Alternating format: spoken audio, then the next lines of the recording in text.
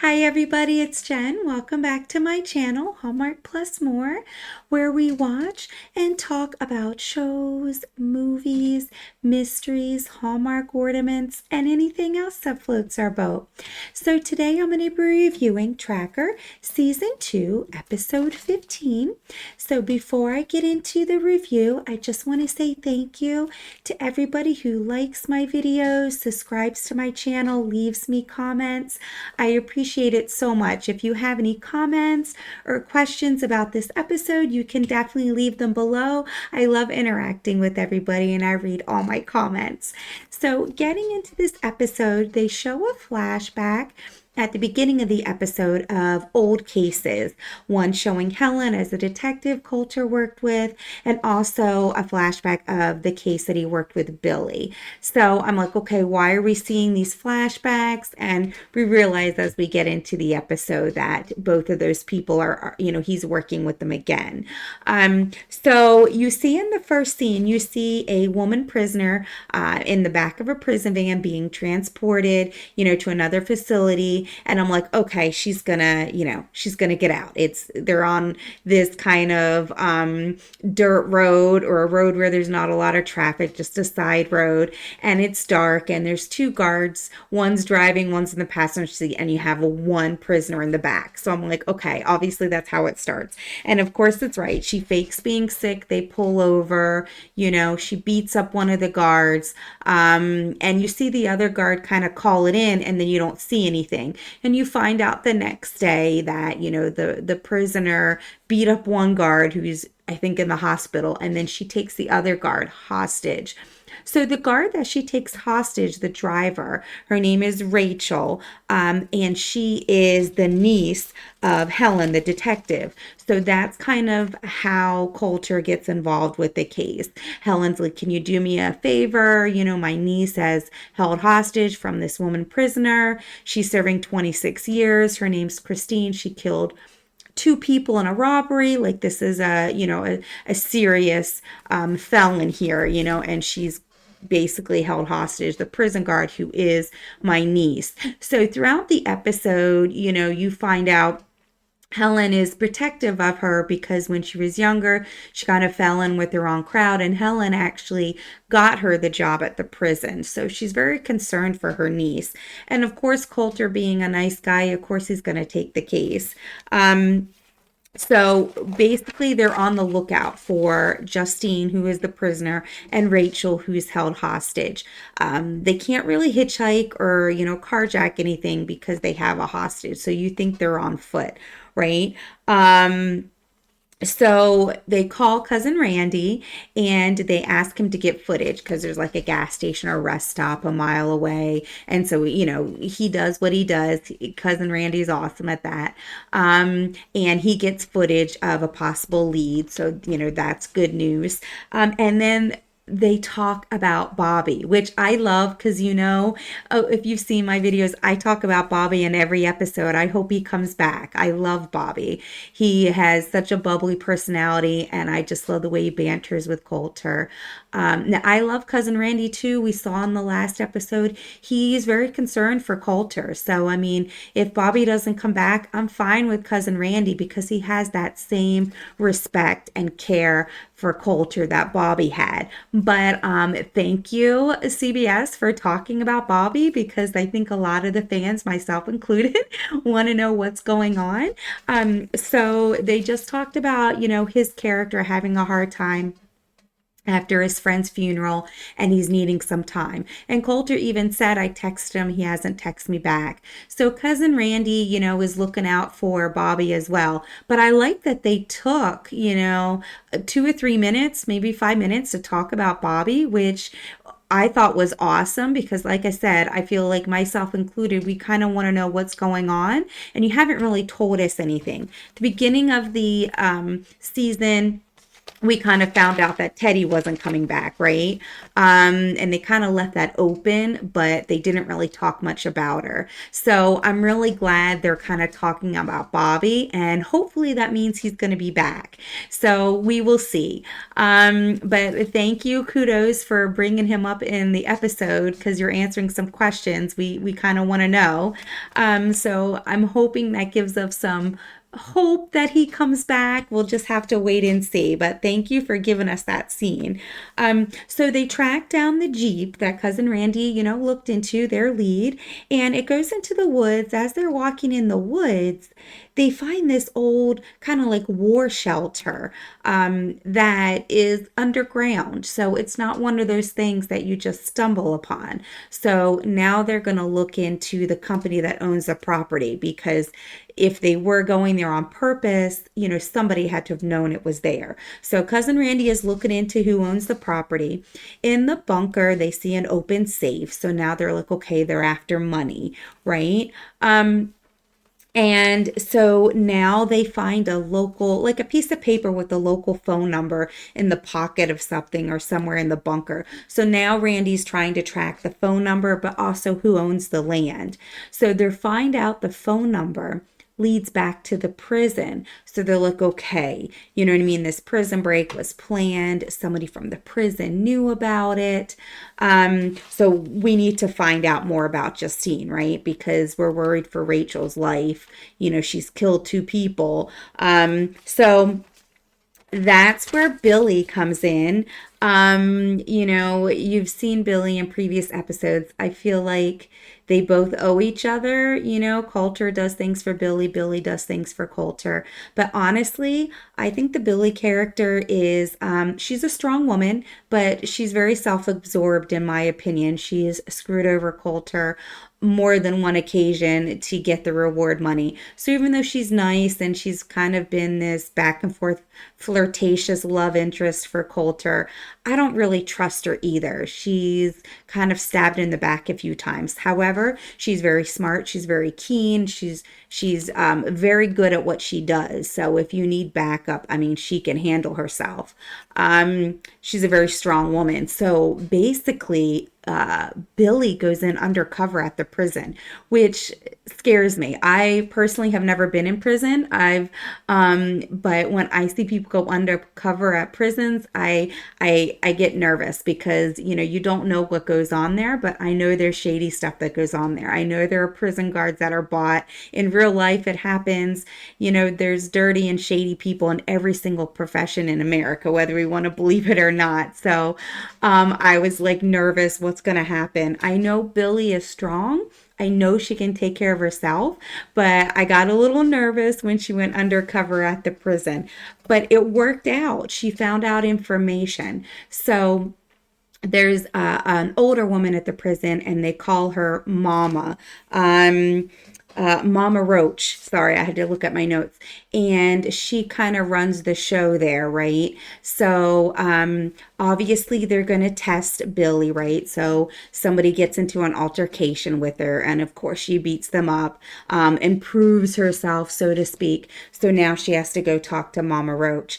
And Billy knows Spanish, so she was able to kind of talk to her in Spanish, which I felt like helped a little bit. And she found out information. She found out that, first off, when she was fighting with them to kind of build her trust and prove herself, the guard looked the other way, actually kind of walked out of the room. So Billy knew right then, okay, Mama Roach has prison guards in her pocket. So she can definitely come back with that information, which I kind of assumed anyways, because you can kind of tell from the first scene.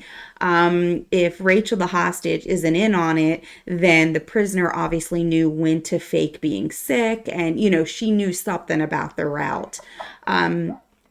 So it's definitely interesting, right? And then the other thing she found out, not just that she has the guards in her pocket, but she found out how Christine got out. She said, yeah, Christine was running her mouth that her stepmom was sitting on a ton of cash.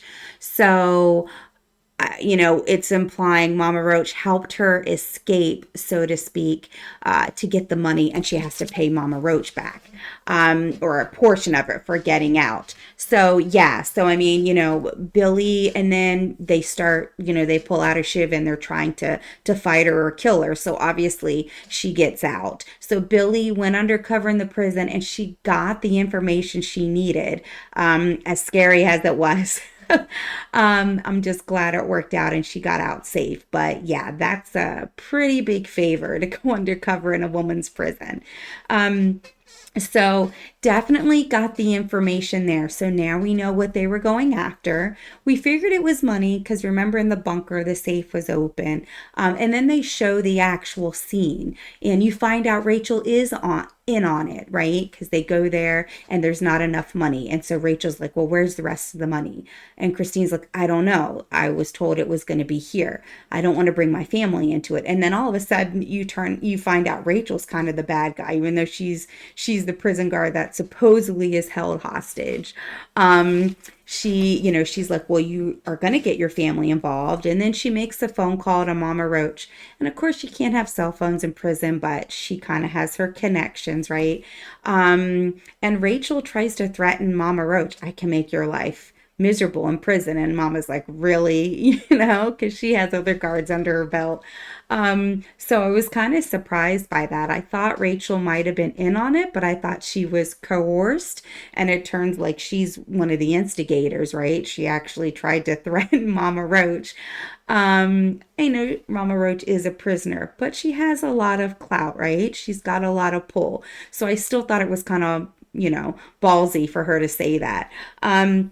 So they go to Justine's stepmom's work because that's where they think the rest of the money is.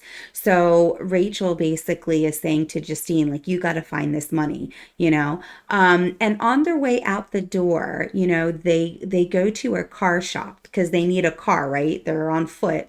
And Mama Roach's, I believe it's her brother, is the one that picks her up. So he was the one in the Jeep, and then they have to get another car, and they actually have a shootout with the owner of the car dealership. So, obviously Coulter and Helen get to the scene, find the dead car owner or car dealership man. And then they also find Mama Roach's brother is dead. He must have had a shootout, and Rachel and Christine got away. So there's a couple dead bodies in the wake of what they're doing. So they actually get to, Coulter thinks, halfway through it, Coulter thinks that Rachel's in on it, but Helen refuses to believe it. She's like, no, this is all Justine. She's an innocent hostage. But as Coulter is telling her, she kind of fell in with the bad crowd. I got her on the right path. I got her the job at the prison. I Coulter, realizes, well, maybe she's not fully out of what she was into when she was younger. But in my opinion, if somebody was in a bad crowd and you're getting them in the right direction, I don't think I would put them in a job in a prison. I think I would get them a different job.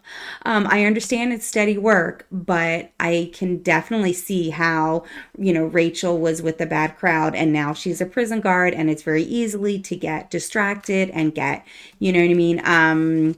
Helping the prisoners and kind of get on that bad streak and bad side again. So when she said that, I'm like, oh, Helen, that's not a smart move. I wouldn't have got her a job at a prison guard if you're trying to get her on the right track. Not that there's anything wrong with that. I actually have a friend whose husband is a prison guard. I think it's a great profession. I just think, it's one of those jobs that if you were on the wrong side of the law, it's probably not great to get in contact with other people that were similar, to what you were involved with. But again, a job is a job. I applaud everybody who works in a prison setting. That's not a job that I could do. So thank you for whoever is in that field. It's just when she said that, I was like, yeah, Rachel's definitely in on it now. And like I said, you find out that she is. So they meet up at the stepmom's job. Justine and Rachel go in. And they confront her, and they have the bags and they have a gun, and so they get to the safes and get all the money. And as they're leaving, that's when Helen and Coulter Shaw come in. And of course they arrest Rachel and I guess Justine. You don't really see that, but you see them arrest Rachel. And Helen is really disappointed. She's kind of beats herself up like, I can't believe she did this. I'm not going to trust people anymore. I'm really disappointed. And Coulter's like, look, don't lose faith in people. We all make mistakes. You believed in her and she let you down, but don't lose faith in people altogether. So I kind of liked that. With everything that Shaw does, he sees some bad stuff, right? And he sees what people are involved with, but he still has faith in people, and he wants, Helen to keep that open mind. So I thought that was really nice.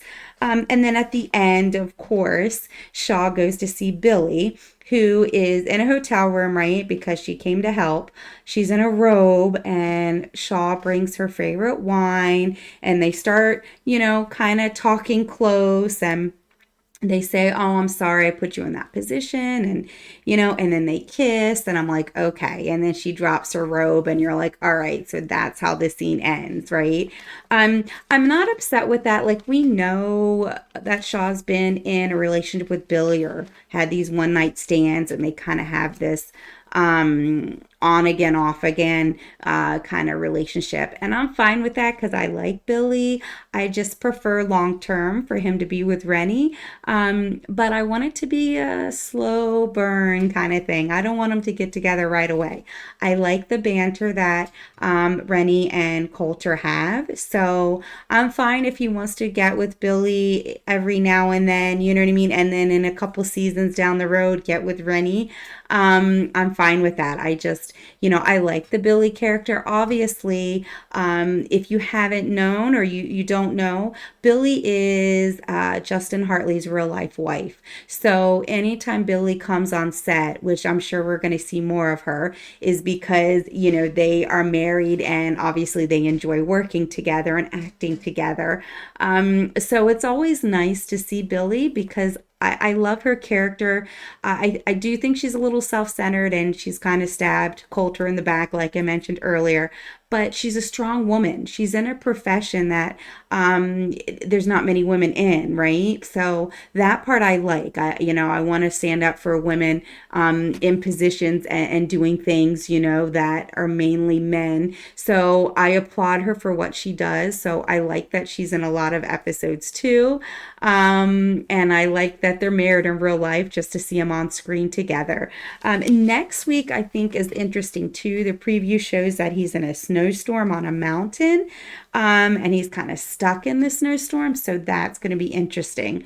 Obviously, as Coulter Shaw, he's going to get out of it because of his, all of his skills, but it's going to be interesting to see that. I personally love the winter. I love snow, so I'm looking forward to that. I hope you liked the review. If you have any questions or comments, leave them below, and if not, I will see you next time. Bye.